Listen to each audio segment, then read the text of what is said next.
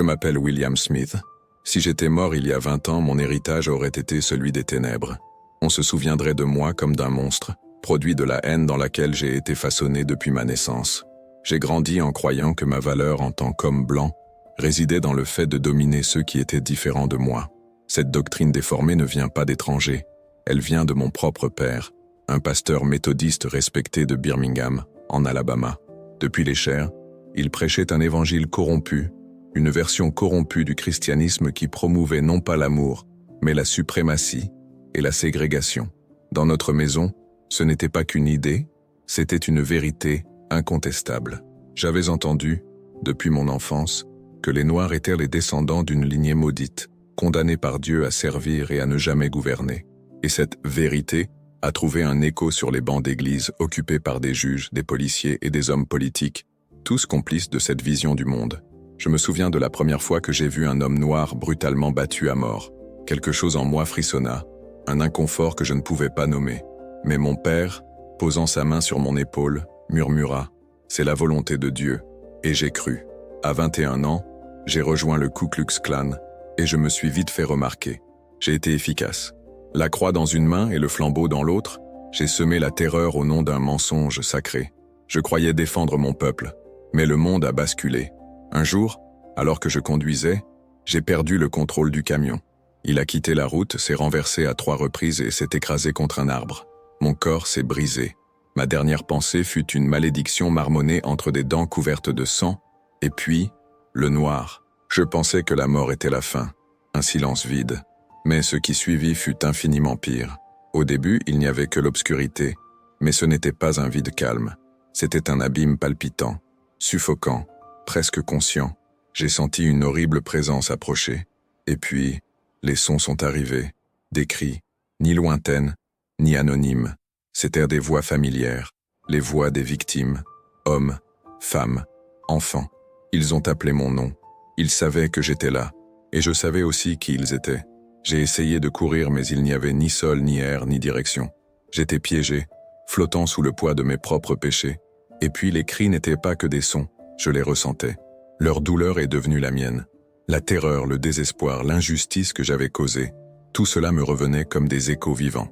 J'ai vu un père éveillé toute la nuit, serrant ses enfants dans ses bras, craignant que mes frères masqués et moi ne brûlions sa maison. J'ai revécu chaque agression, chaque insulte, chaque nuit de haine. Je voulais m'échapper, mais comment peux-tu t'échapper quand l'enfer se déchaîne en toi? C'est à ce moment qu'une lumière apparut. Ce n'est pas une lumière ordinaire, c'était vivant, intense, bouleversant. Cela a envahi mon être comme une révélation sans retour. Et au centre, une silhouette apparut. J'ai immédiatement su de qui il s'agissait, avant même de le voir complètement. Mais il n'était pas le Jésus décrit par mon père, ni le Christ blanc sur les peintures de notre Église. Il n'était pas le symbole utilisé pour justifier ma haine. C'en était une autre. Et sa simple présence m'a écrasé avec une vérité incontestable. Ma vie entière avait été un mensonge.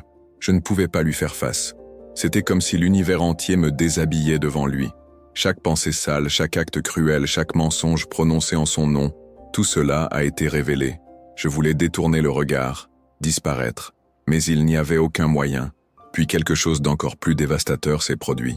Il ne m'a pas seulement montré mes actions, il m'a fait les ressentir. Non pas comme spectateur, mais comme quelqu'un qui les subit. Chaque coup de poing que je lançais à un enfant noir à l'école me revenait avec une réelle douleur. L'angoisse de la femme que j'ai vue perdre sa maison dans les flammes brûlait dans ma poitrine comme un feu vivant. J'étais à l'intérieur de leur douleur. Chaque visage que j'avais blessé, chaque vie que j'avais touchée avec haine faisait désormais partie de moi. Et le pire n'était pas la douleur, c'était la honte. Une honte si profonde, si déchirante, que j'aurais préféré rester éternellement dans l'obscurité. J'ai finalement réalisé que j'avais consacré mon existence à la haine, croyant que je servais Dieu. J'ai vu les visages de ceux que j'avais blessés, certains dont je ne me souvenais même pas, mais ils étaient là, vivant dans la mémoire éternelle de l'univers. J'ai vu un homme implorer sa vie tout en étant battu. Il ne me détestait pas, il avait juste peur. Et même au seuil de la mort, tout ce qu'il pouvait demander était « Pourquoi ?» Et là, devant la vérité, j'ai aussi demandé « Pourquoi ?» Comment pouvais-je croire que c'était la justice? Comment pourrais-je confondre violence et sainteté? Ma poitrine brûlait comme si elle était en feu, écrasé par un poids qui semblait impossible à supporter. C'est alors que Jésus parla. Sa voix, contrairement à ce à quoi je m'attendais, ne contenait ni colère ni condamnation. Elle était remplie de quelque chose d'infiniment plus douloureux, la compassion. « Tu ne comprends pas ?» il a demandé. Sa voix était à la fois un tonnerre et un murmure, résonnant dans toutes les parties de mon être. « Tu as passé toute ta vie à me battre. » Ces mots m'ont coupé comme des lames tranchantes. Comment cela pourrait-il être vrai? J'ai toujours pensé que j'étais de son côté. On m'a appris dès mon plus jeune âge que la suprématie blanche faisait partie du plan divin, que la ségrégation était une loi sacrée. Mon père y croyait, avec ferveur, et me transmettait cette doctrine comme si c'était la volonté même de Dieu. Mais là, devant Jésus, il n'y avait plus d'excuses. Au fond, j'ai toujours su que quelque chose n'allait pas. Mais j'ai enfoui tous mes doutes sous des couches de haine, de fierté et de désir de m'intégrer. J'étais là, William, a-t-il poursuivi, quand vous avez incendié cette église. J'étais là quand vous avez levé la main contre ceux qui étaient sans défense. J'étais là quand vous avez maudit le nom de vos frères. Chaque mot était comme un poids écrasant sur moi. L'univers semblait s'effondrer sur mes épaules. Je voulais me justifier, prétendre que j'avais été trompé, que j'avais simplement suivi ce qu'on m'avait enseigné. Mais comment pouvons-nous mentir devant celui qui est la vérité elle-même? Puis il m'a montré quelque chose qui a détruit ce qui restait de moi. J'ai vu ma mère, j'ai vu ma grand-mère, et j'ai vu les larmes couler sur leur visage. Ils ne pleuraient pas seulement à cause de ce que j'étais devenu, ils pleuraient parce que, à un moment donné de notre histoire, notre famille avait choisi la haine plutôt que l'amour. Mon arrière-grand-père avait des esclaves. Mon grand-père a participé à des lynchages. Mon père prêchait le racisme comme s'il s'agissait d'une sainte doctrine. Et je suis devenu la pire version d'eux, parce que j'ai eu des opportunités qu'ils n'avaient pas. J'avais accès à la vérité, et j'ai choisi de l'ignorer. La haine vous a été donnée, dit Jésus, mais c'est vous qui l'avez embrassée. Je suis tombé à genoux, non pas parce qu'il l'exigeait, mais parce que mes jambes ne pouvaient tout simplement plus me soutenir. J'ai pleuré comme un enfant. Le poids de mes choix était insupportable. Et puis, d'une voix faible et brisée, j'ai demandé « Est-ce trop tard ?»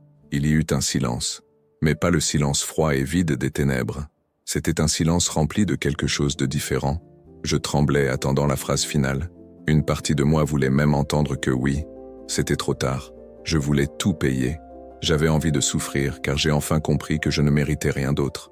Mais ensuite, quelque chose a changé. La lumière autour de lui s'est intensifiée. Et pendant un instant, j'ai ressenti de la chaleur. Non pas la chaleur du remords, ni de la culpabilité, mais quelque chose d'oublié et de pur. La chaleur de la maison. Une maison que je n'avais jamais connue, car j'étais toujours entouré de murs construits par la haine. « William », dit-il, et sa voix était maintenant douce, comme une caresse. « Comprenez-vous maintenant ?» Et j'ai compris. J'ai compris que toute ma vie avait été construite sur un mensonge. Dieu n'a jamais été du côté de la ségrégation, de la violence, de la destruction. Toute cette haine que je nourrissais ne venait pas du ciel, mais de l'enfer. Je pensais que j'étais un soldat du Christ. Mais ce n'était qu'un rouage de plus dans une machine à mort. Puis, il m'a posé la question qui résonnerait pour toujours dans mon âme. « Si je te donne une chance, qu'en feras-tu » Mon cœur s'est arrêté. Il m'offrait le choix. Une dernière chance. Je ne savais pas si je le méritais. Je ne savais pas si je pouvais changer ou s'il y avait un moyen de revenir en arrière. Mais avant que je puisse répondre, il me l'a montré. J'ai vu un avenir qui n'existait pas encore, mais qui pourrait exister. Je me suis retrouvé devant une foule. Mais cette fois, ils n'étaient pas membres du clan. C'étaient des hommes et des femmes que j'avais passé ma vie à détester. Et j'ai parlé. Il a dit la vérité. J'ai démantelé tous les mensonges que j'ai jamais répandus. J'ai défait toutes les doctrines empoisonnées que j'ai contribué à nourrir. J'ai vu des larmes. J'ai vu de la colère. J'ai vu le pardon. J'ai vu un chemin que je n'aurais jamais imaginé prendre. Lorsque la vision s'est estompée, je l'ai regardée et j'ai dit, avec plus de sincérité que je ne l'ai jamais connue, « Je veux cette chance. » Et puis, la lumière a brillé avec une telle intensité qu'elle m'a aveuglé. En un clin d'œil, j'ai été tiré en arrière, comme quelqu'un arraché à un rêve profond. Mon corps était étrange, lourd.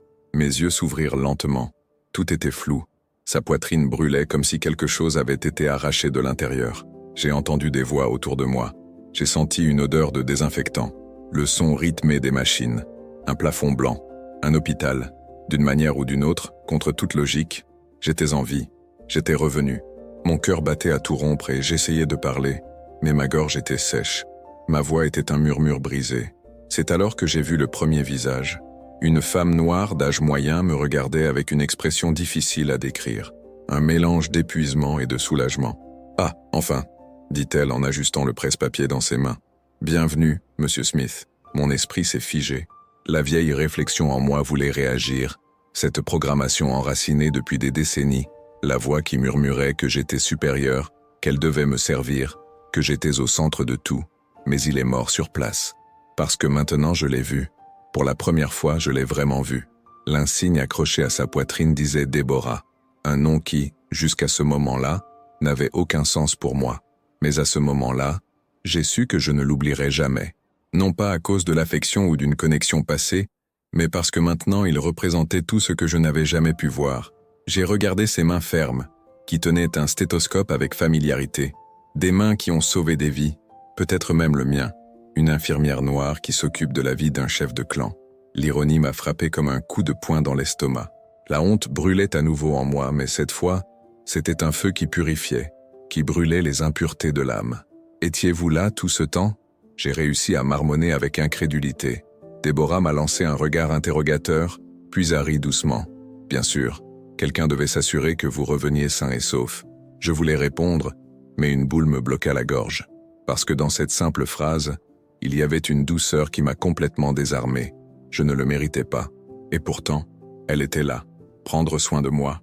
Ces premiers jours à l'hôpital ont été les plus étranges de ma vie. Je pouvais à peine comprendre ce qui était réel.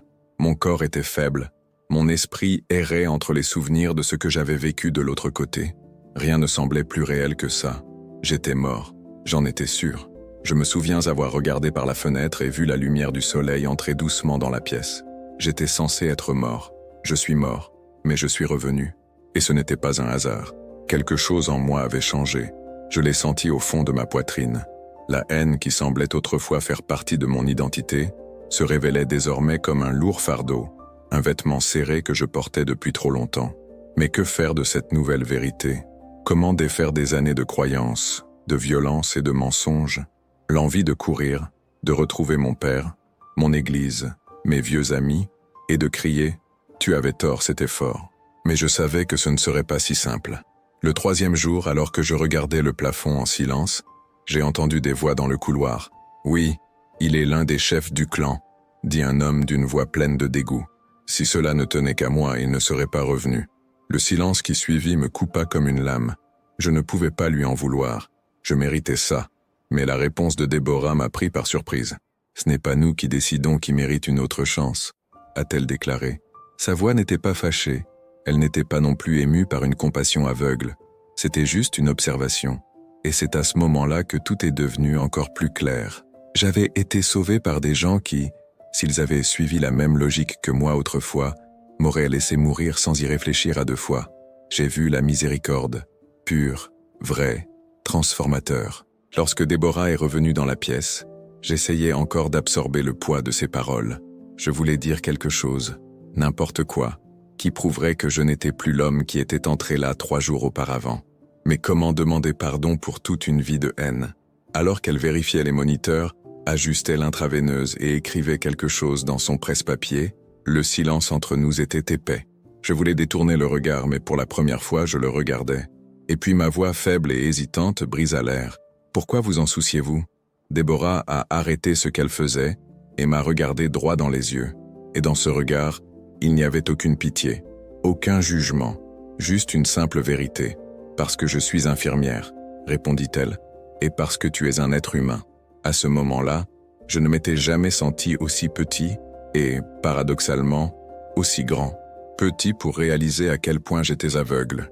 Génial de réaliser qu'il y avait encore du chemin. Après son départ, j'ai regardé mes propres mains, des mains qui brandissèrent des torches, qui détenaient des armes, qui a brandi des drapeaux de haine. Maintenant, ils avaient l'air étranges, comme s'ils ne m'appartenaient plus. Je ne savais pas quoi en faire, pas même par où commencer. Mais je savais une chose, je ne pouvais pas retourner à mon ancienne vie, pas après ce que j'avais vu, pas après ce que j'avais ressenti. Cela signifiait tout abandonner, mes vieux amis, le respect de ma communauté, peut-être même ma sécurité. Le clan n'a pas pardonné aux traîtres, je le savais. Mais comment pourrais-je continuer à mentir ? Comment pourrais-je prétendre que j'étais toujours cet homme ? J'ai fermé les yeux et j'ai fait quelque chose que je n'avais pas fait depuis que j'étais enfant. J'ai prié. Pas la prière automatique, répétée et malveillante de mon ancienne église, mais une vraie prière, simple, sincère. Dieu, montre-moi quoi faire.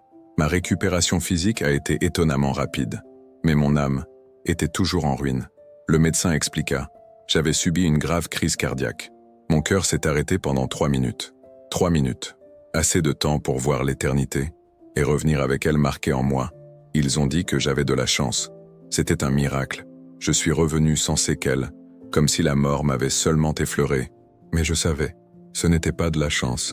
Je suis mort. J'ai vu l'autre côté, et j'ai compris sans l'ombre d'un doute que si on ne m'avait pas donné une seconde chance, mon âme serait perdue à jamais. Cette pensée me hantait alors que je regardais les murs blancs de l'hôpital en me demandant « Et maintenant ? Comment réparer quelque chose qui est cassé depuis si longtemps ?» Il ne s'agissait pas seulement de moi, il s'agissait de tous ceux que j'avais blessés, de toutes les vies que j'avais touchées avec ma haine déguisée en conviction. Je ne pouvais pas disparaître et faire comme si de rien n'était. J'avais besoin d'agir. Mais quoi ? Et comment ? Le premier jour où j'ai pu me lever seul, je suis allé aux toilettes et j'ai regardé mon reflet. Je me suis à peine reconnu. Pour la première fois, j'ai vu un homme perdu. Et j'ai accepté cela. Pour la première fois, j'ai réalisé qu'accepter d'être perdu est aussi un début. J'ai été libéré plus tôt que prévu. Quand Déborah est arrivée avec les papiers de libération, j'ai senti un nœud dans ma poitrine. Je ne voulais pas partir sans dire quelque chose qui comptait vraiment. Alors qu'elle était sur le point de partir, je l'ai appelée par son nom. Elle s'est retournée. « Je ne sais pas si je peux changer », dis-je d'une voix brisée, « mais je veux essayer. » Elle sourit, pas par surprise, comme s'il avait toujours su que ce moment viendrait. « Alors essaye », répondit-il. Comme ça, pas de discours, aucune exigence, juste un petit coup de pouce dans la bonne direction. En la regardant partir, j'ai pris ma décision.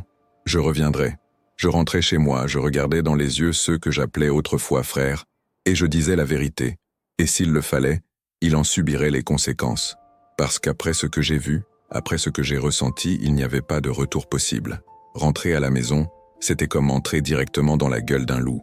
Birmingham était toujours le même. C'est toujours le cas. Surtout pour ceux qui refusent de changer. J'ai garé mon camion rouillé dans le vieux garage et il était là, mon père, assis sur le porche, comme toujours, avec la Bible dans une main et un verre de whisky dans l'autre. Lorsque nos regards se sont croisés, j'ai remarqué quelque chose que je n'avais jamais vu chez lui auparavant, la méfiance. J'ai gravi lentement les marches du porche. Chaque pas était un poids. Il m'a regardé en silence jusqu'à ce qu'il parle enfin. J'ai entendu dire que tu avais failli mourir. Sa voix était froide et dure. Rien de cette vieille fierté. C'est vrai, répondis-je. Il laissa échapper un rire amer. Je suppose que tu as eu une révélation ? As-tu vu des anges te dire de continuer le combat ? C'est à ce moment-là que j'ai réalisé. Cette conversation n'allait pas être facile. Non, dit-il fermement. Ce n'est pas ce que j'ai vu. Il pencha la tête, sentant le danger. Et qu'as-tu vu, William ? J'ai avalé difficilement.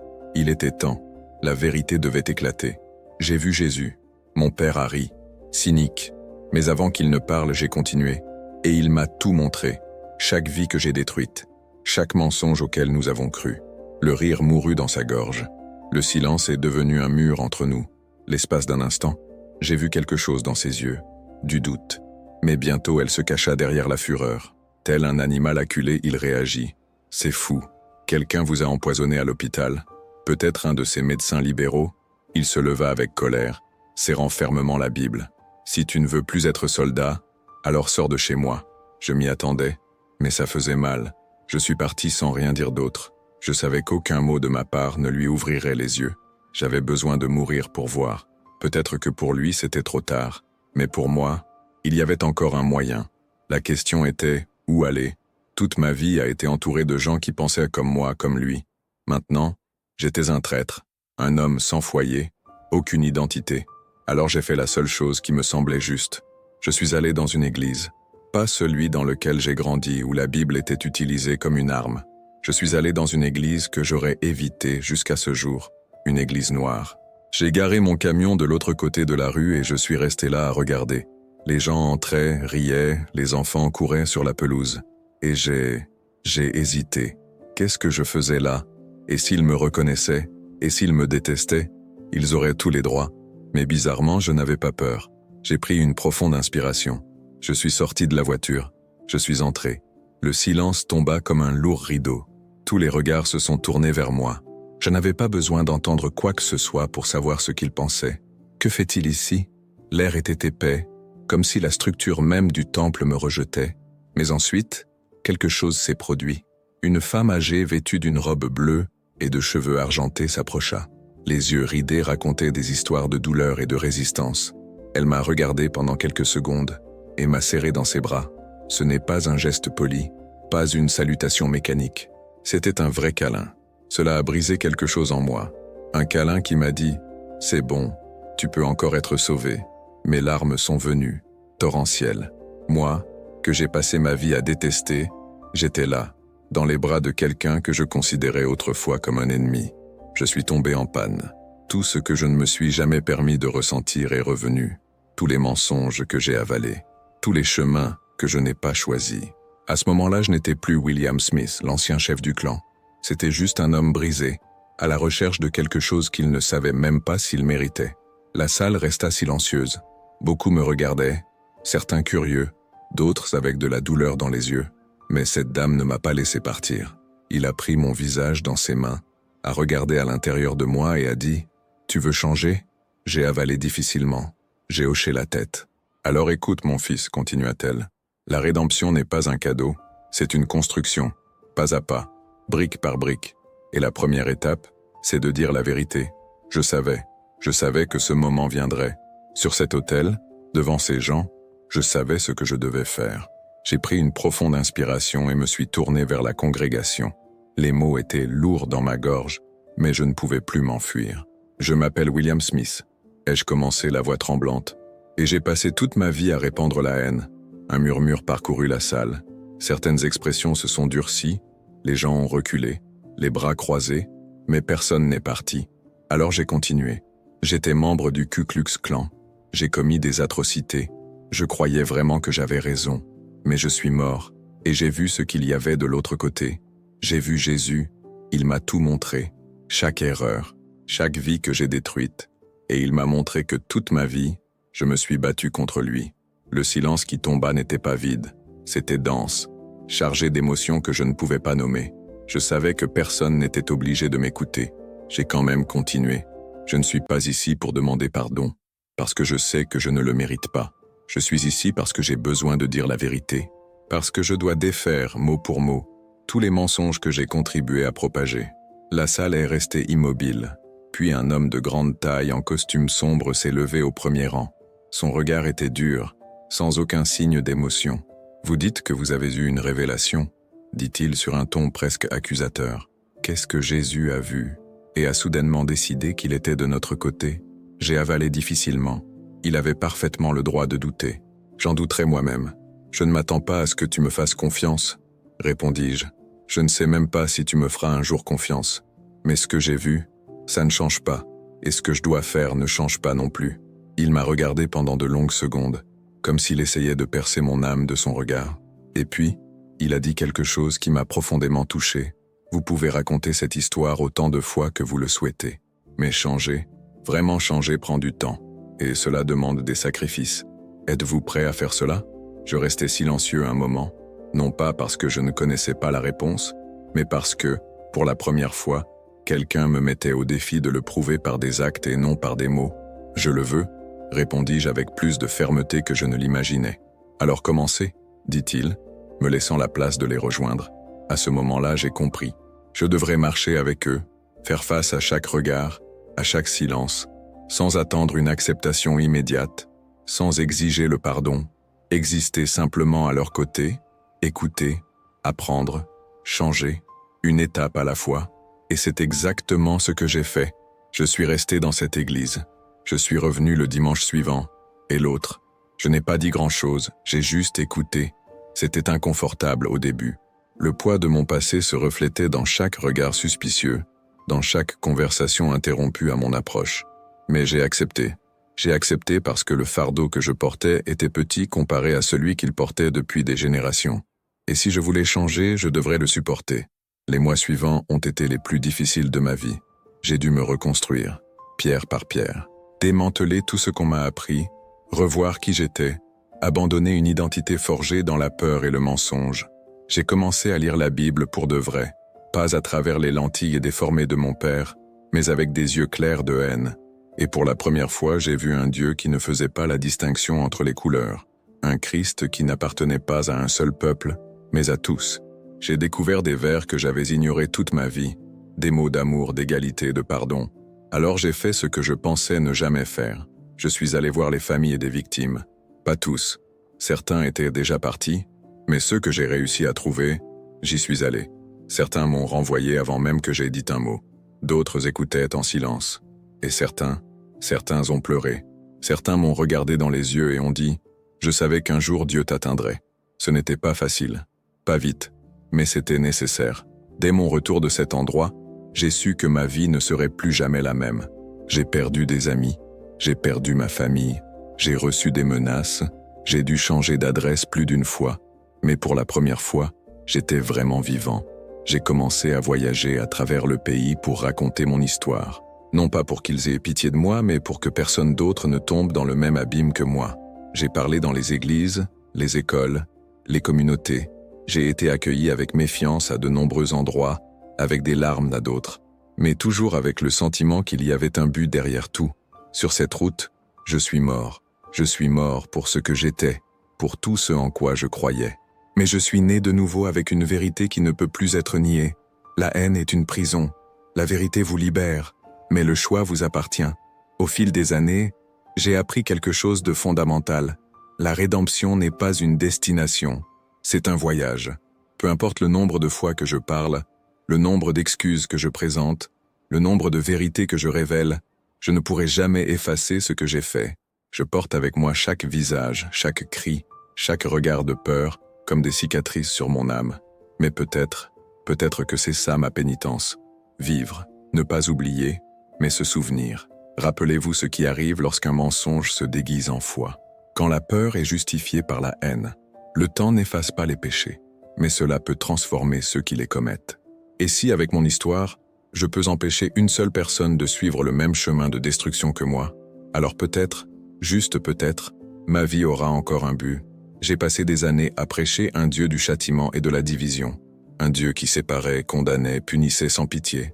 Mais le Dieu que j'ai vu, le Dieu qui m'a ramené, il ne divise pas, il unit, il ne condamne pas sans proposer au préalable une voie, un chemin de changement, un chemin de rédemption.